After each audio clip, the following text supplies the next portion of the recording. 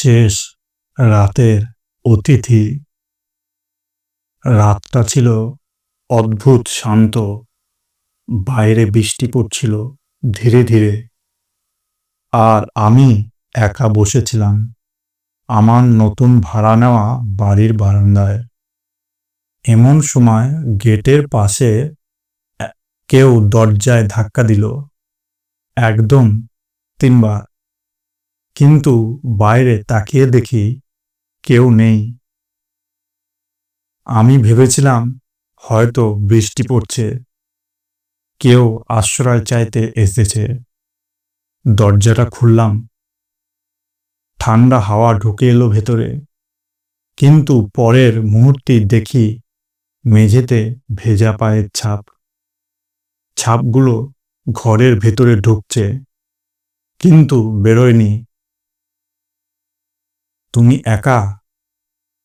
কে কে ওখানে?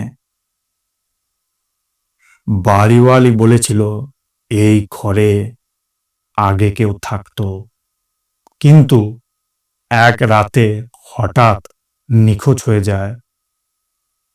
তারপর থেকে মাঝরাতে নাকি দরজায় কেউ আসে।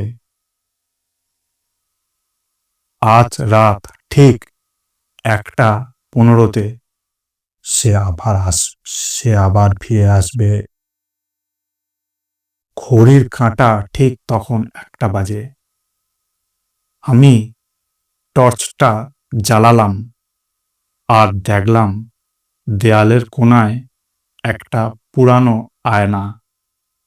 কিন্তু আয়নাতে আমার প্রতিচ্ছবি নেই, বরং কেউ দাঁড়িয়ে আছে আমার পিছনে। তুমি আমার ঘরে কেন?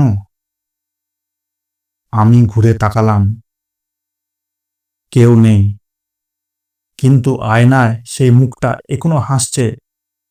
তার চোখ থেকে জল নয়, কালো কিছু ঝরছে, যেন ছাই। আমি পালাতে চাইলাম, কিন্তু দরজাটা বাইরে থেকে বন্ধ। আবার সেই 3টা ধাক্কা, ঠক ঠক ঠক। তারপর এক কণ্ঠস্বর, আমি এসেছি আমার জিনিস নিতে। ঘরের কোণার আয়নাটা ভেঙে ফেললাম, কিন্তু তুমি আমার জায়গায় আছো। ঘরের কোণার আয়নাটা ভেঙে ফেললাম, কিন্তু ওর মুখটা তখনও ঝুলে আছে দেওয়ালে, যেন ছবি থেকে বেরিয়ে এসেছে। বাইরে বৃষ্টি থেমে গেছে। সকালে পুলিশ এসে দরজা ভাঙল। ঘরের ভেতরে কেউ নেই, শুধু টেবিলের ওপর একটা পুরানো ভিজে ছবি পড়েছিল। ছবিটাতে দেখা গেল আমি দাঁড়িয়ে আছি, আর পিছনে সেই হাসি মুখের মহিলা। অনেক অনেক ধন্যবাদ।